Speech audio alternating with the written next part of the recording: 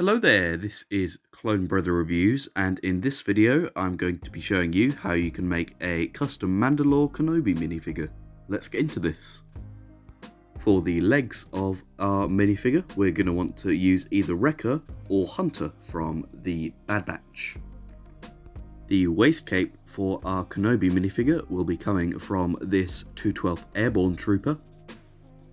The torso that we're using comes from the recent Gar Saxon minifigure.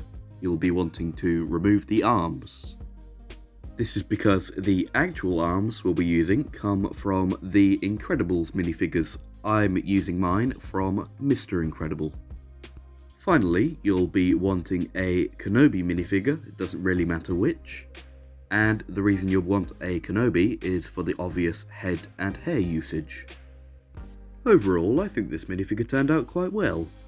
I think the detailing on the arms is a nice touch, and it works quite well in photo shoots with Bo-Katan.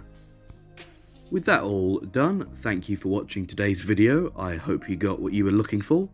If you're not subscribed and you'd like to see some more tutorials, feel free to do so.